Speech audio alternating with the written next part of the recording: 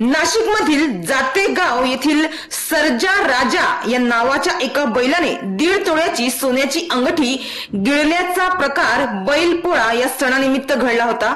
तर साधारण 1,55,000 किमतीची सोन्याची अंगठी डॉक्टरांच्या मदतीने शस्त्रक्रिया करून या बैलाच्या पोटातून आता बाहेर काढण्यात आली आहे।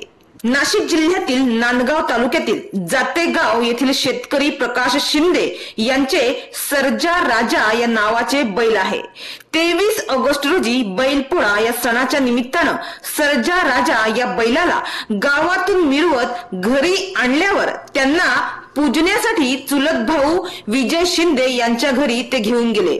तिथे पार्वतीबाई शिंदे यांनी सर्जा राजाचे औक्षण करण्यासाठी पूजेच्या ताटात नैवेद्य आणि सोन्याची अंगठी ओवाळून ताटात ठेवली। सर्जा राजाचे औक्षण झाल्यानंतर अंगठी उचलण्याचा विसर पार्वतीबाई शिंदे यांना पडला आणि राजा नावाच्या या बैलाने नैवेद्यासह अंगठी गिळली। मात्र काही वेळाने शिंदे यांना अंगठीची आठवण आली आणि अंगठीचा त्यांनी शोध घेतला, पण ती अंगठी काही सापडली नाही। मात्र सर्जा राजा याच्या पोटात अंगठी गेली असावी अशी शंका शिंदे यांना आली। त्यांनी पशुवैद्यकीय अधिकारी डॉक्टर अनिल देवकर व डॉक्टर नवनाथ ताठे यांना संपर्क केला आणि घडलेली हकीकत सांगितली। तर डॉक्टरांनी दुसऱ्या दिवशी मेटल डिटेक्टर या यंत्राच्या सहाय्याने सर्जा राजाच्या शरीराची तपासणी केली असता या बैलाच्या पोटात काहीतरी वस्तू असल्याचे निदर्शनास आले।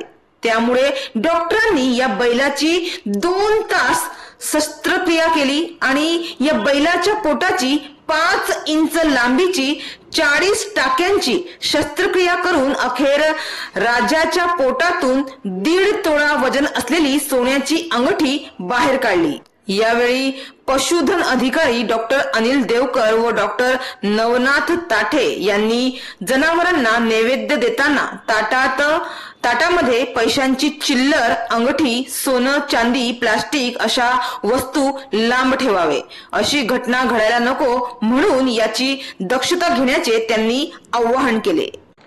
नांदगाव तालुक्यातील पशुपालक प्रकाश शिंदे यांच्या बैलाने वयाच्या दिवशी ज्यावेळेस मिरवणूक करून आलं बैल घरी, घरच्या लोकांनी जे ताट ओवाळलं त्यात सोन्याची दीड तोळा साधारण 1.5 तोळा वजनाची एक अंगठी त्या औक्षणासाठी ठेवली होती।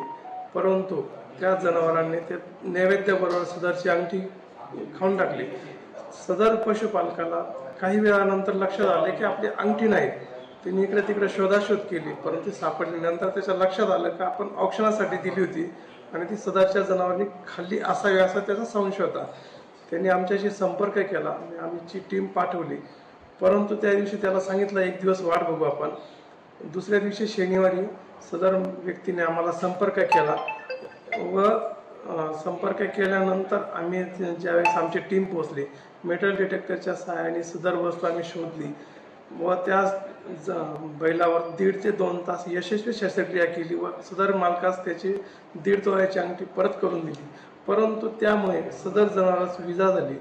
यापुढे असे होऊ नये तेव्हा प्रत्येक पशुपालकांनी आपल्या जनावरांची काळजी घेताना किंवा कोणत्याही जनावरांचं औक्षण करताना शक्यतो सोनं वापरू नये, जेणेकरून ते जनावरांना माहीत नसतं खावा की नाही खावा, तेव्हा ते खाऊन टाकतात आणि यापुढे असे होऊ नये एवढीच अपेक्षा। मनमाड नाशिकवरून आवेश कुरेशी, विकास समाचार।